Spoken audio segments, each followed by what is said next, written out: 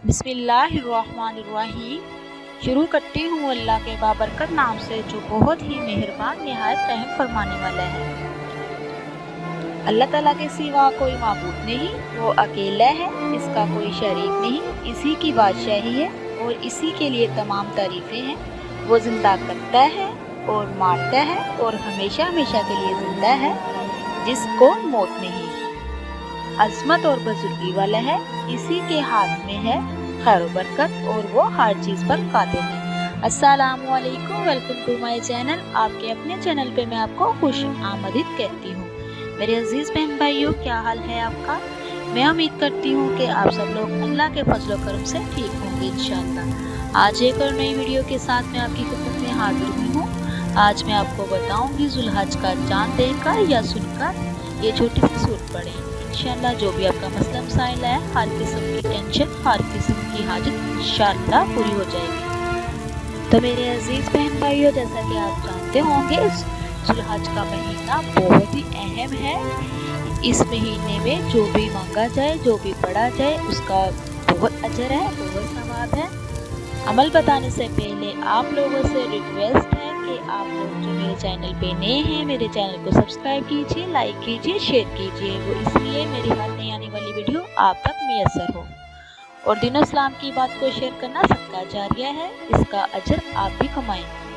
तो मेरे अजीज़ बहन भाइयों, आपने क्या करना है जब आपने ज़ुल्हज का चाँद देखना है? जब भी आप चाँद के बारे में सुने या चाँद को देखें तो आपने करना क्या है? मेरे अजीज़ बहन भाइयों, सबसे पहले आपने 3 दफ़ा अव्वल और 3 दफ़ा आखिर दुरूद शरीफ पढ़ना है। फिर आपने मुक़द्दस सूरत कौसर को 7 मरतबा पढ़ना है और उसके बाद फिर आपने 1 दफ़ा अल्लाहु अकबर ला इलाहा इल्लल्लाहु वल्लाहु अकबर अल्लाहु अकबर वलिल्लाहिल हम्द। मेरे अजीज़ बहन भाइयों, लास्ट पे भी आपने दुरूद शरीफ पढ़ना है। ये बात आपने ज़हन में रखनी है। जिस हालत के लिए, जिस मकसद के लिए आपने करना है, उसको ज़हन में रखना है। आपका कोई भी मसला मसाइल होगा, कोई भी परेशानी होगी, खां वो बीमारी का है, खां वो रिश्ते का है, या रिज़्क़ की वजह से परेशान है, या आपकी औलाद नाफरमान है उसकी वजह से परेशान है, दुनिया की कोई भी प्रॉब्लम है, इंशाअल्लाह वो आपकी हल हो जाएगी। जैसे मैंने आपको बताया है ऐसे ही कीजिए और अल्लाह पाक से दुआ कीजिए। ये दिन जो है बहुत ही अहम दिन है। यकम से लेके 10 तारीख तक ये बहुत दिन है।